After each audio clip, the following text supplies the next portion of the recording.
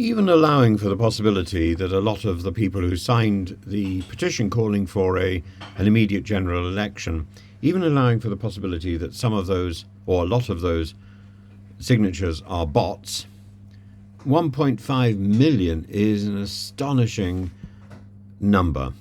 And, just 142 days after Labour's historic ascent to power, we've got this petition demanding a discussion about whether or not there should be a general election. There can't be, there won't be.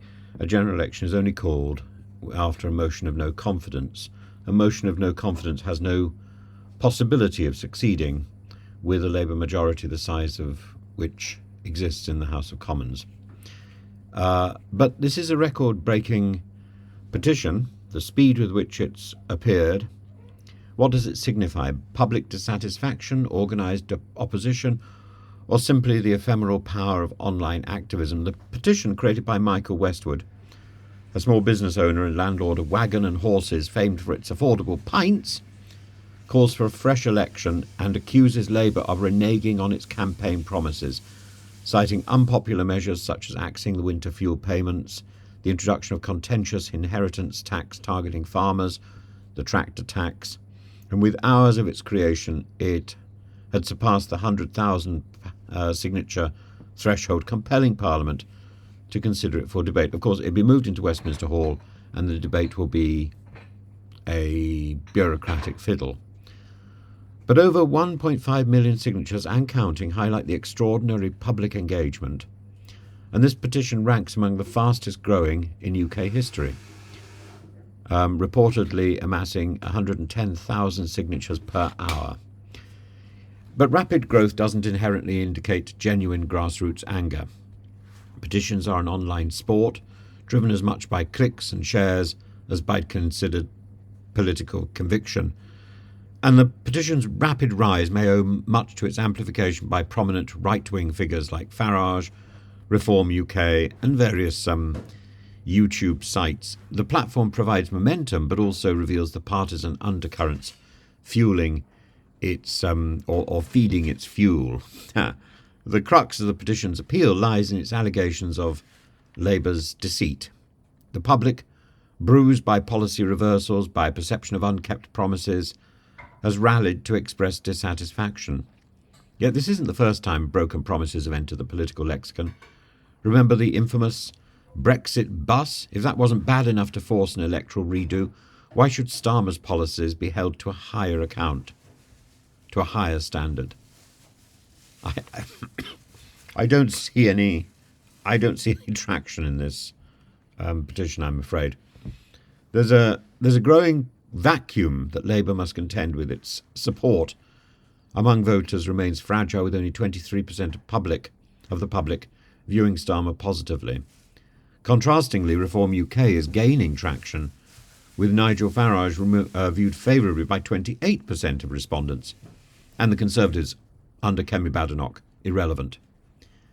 This suggests Labour's issues go beyond policy missteps. It's a question of trust and connection with voters, which they've struggled to solidify. Procedurally, generating 100,000 signatures ensures consideration for debate, but doesn't necessarily guarantee action. Westminster could easily argue that this issue lacks precedent or urgency, and conveniently shelve it.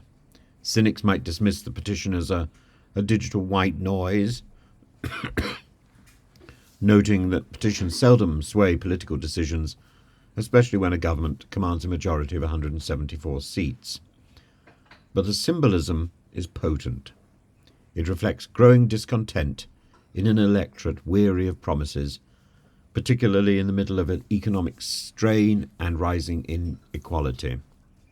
Whether it's farmers lamenting inheritance tax, pensioners mourning fuel subsidies, students wondering about whether or not they can meet their payments, these grievances coalesce into a powerful narrative of betrayal. Finally, it's crucial to differentiate between the theatre of digital activism and the calculus of realpolitik. Petitions are easy to sign, but challenging challenging the government of the day to translate that into change is much harder. If Labour's discontented voters want more than a gesture, they'll need to mobilise offline through by-elections, local councils and grassroots campaigns.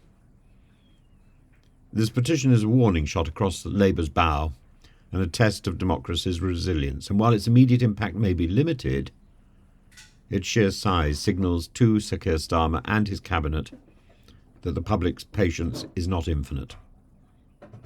Starmer must not underestimate the electorate's capacity for discontent or its potential for realignment. I haven't seen this level of frustration in my lifetime.